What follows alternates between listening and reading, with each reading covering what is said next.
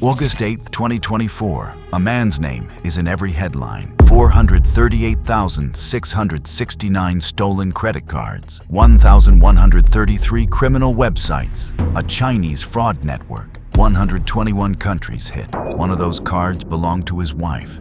His fingerprints are on all of it. He accessed their servers without authorization. He extracted their databases. He took everything they stored. Federal investigators are now involved. Grant Smith didn't build the machine. He broke inside it. The law was written for hackers. That law made him one.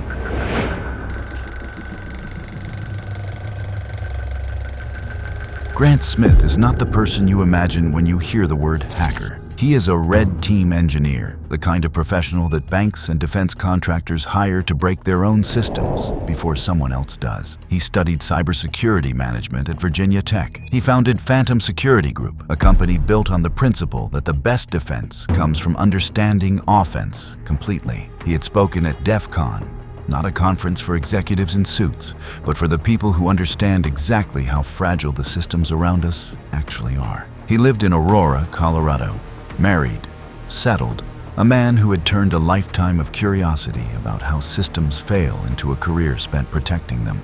Early 2024, a flood of fake USPS texts sweeps across the United States. Smith receives one. He recognizes it immediately. The domain is wrong. The urgency is manufactured. The request makes no sense. He dismisses it. Then his wife calls. She had entered her card details. The scammers had taken them.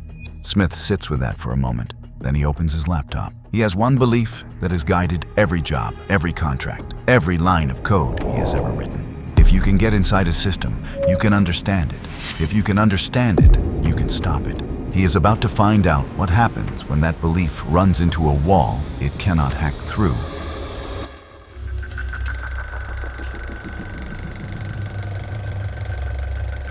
Smith does not report the scam and move on. He reverses it. Within days, he has the fake USPS site in front of him, a near-perfect replica, right down to the tracking number field and the color of the submit button. He identifies the kit running underneath it, a phishing-as-a-service product sold on Telegram by a Chinese-language criminal network that cybersecurity firm Resecurity had been tracking since 2023 and named the Smishing Triad. The Smishing Triad is not a gang in the conventional sense. It is a marketplace. A developer builds the kit, operators buy access. They deploy fake websites, blast out iMessages from compromised Apple accounts, and process stolen card data through a back-end dashboard that displays victims' information in real time.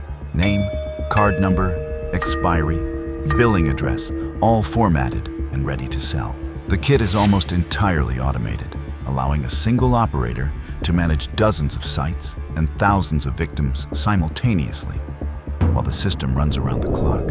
This relentless machine sends 100,000 fraudulent texts every single day. Smith finds a vulnerability in the kit's architecture, a flaw that lets him pull files and database contents directly from the fraudulent sites.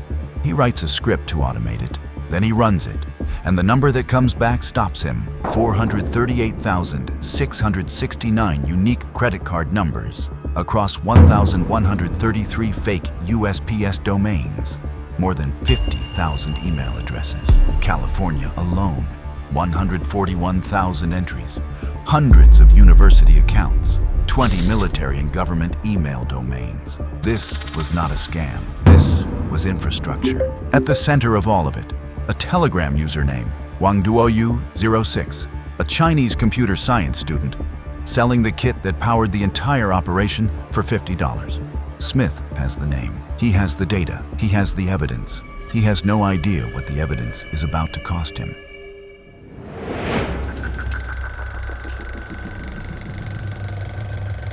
Smith starts writing. He posts his findings publicly. Technical breakdowns of the Smishing Triad's kit, analysis of the network's infrastructure, screenshots of the data he extracted. He is not trying to be a journalist. He is trying to make the problem visible, because he has spent enough time in cybersecurity to know that invisible problems do not get solved. An unnamed US bank finds his blog posts and calls him directly. He hands over everything: the 438,669 cards, the domain list, the full back-end structure. The bank begins canceling and reissuing cards immediately. Somewhere across the United States, 438,669 people's accounts quietly become safer without any of them knowing why.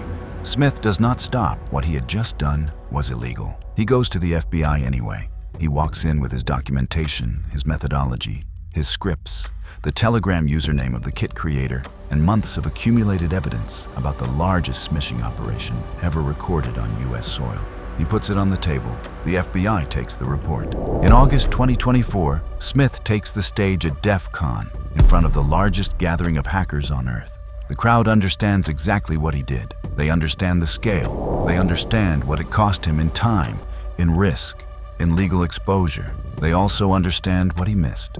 If this story is making you see something you didn't see before, subscribe, because what comes next is the part of this case most coverage never reaches. Smith had done everything right, every step documented, every finding shared, every authority notified. He had one problem: the way he got the evidence. Under federal law, that problem already had a name.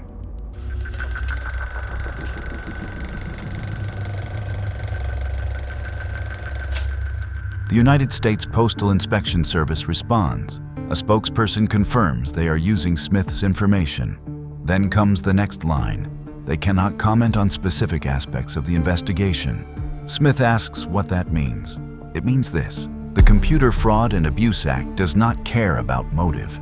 It does not care about the 438,669 cards. It does not care about the $50 kit. It asks one question: did you access a system you were not authorized to access? The answer is yes. The law changed in 2021. The Supreme Court ruled on Van Buren. They narrowed the definition. Exceeding access is one thing. Having no access is another. Smith had no access. The new ruling could not save him. Smith will not be prosecuted. That much is confirmed. But the evidence is tainted. Months of work. An entire criminal network mapped. It may not be admissible. It was obtained by committing the same crime it was meant to stop.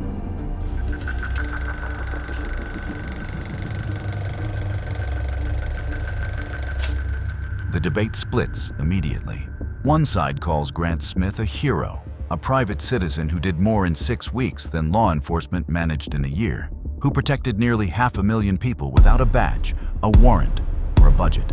The other calls him reckless, a skilled professional who knew exactly what he was doing, who left prosecutors with evidence they cannot use and a defense attorney's argument built right into the methodology.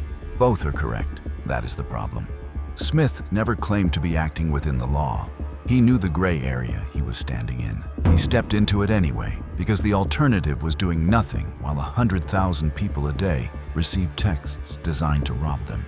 He handed the FBI the clearest picture anyone had ever built of the Smishing Triad. What the system did with it tells a different story.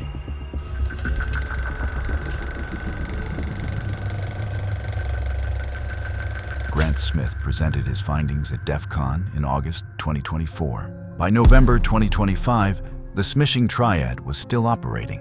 Bigger, faster, more sophisticated. Between January 2024 and June 2025, the group registered 194,345 domains.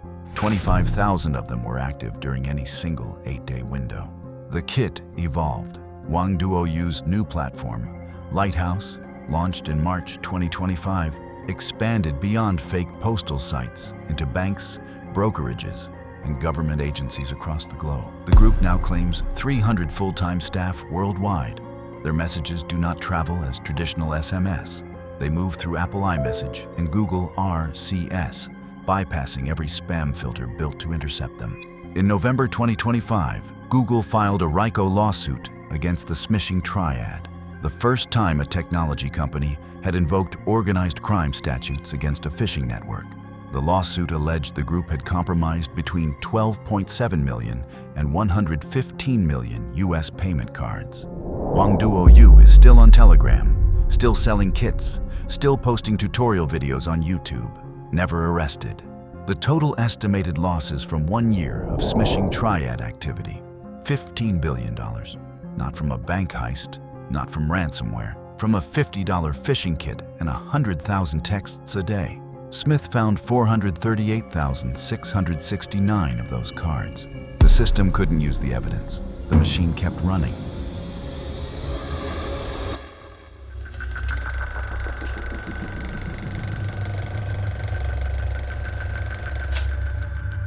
The Computer Fraud and Abuse Act was written in 1986. Congress passed it to protect systems from unauthorized access.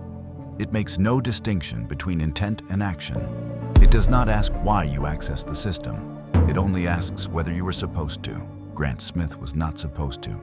He found 438,669 stolen credit cards, identified the student who built the kit that took them, handed everything to the FBI, stood on the DEF CON stage and showed the world exactly how the machine worked. The law written to protect people from hackers nearly made him the story instead. The 1986 law written to protect computers became the reason the computers kept stealing.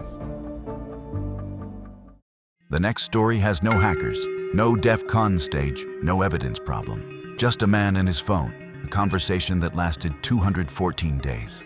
On the other end, not a person. A shift worker in a compound in Southeast Asia, running 4 other relationships simultaneously. He sent everything he had. The machine that took it had been built precisely for him. Next.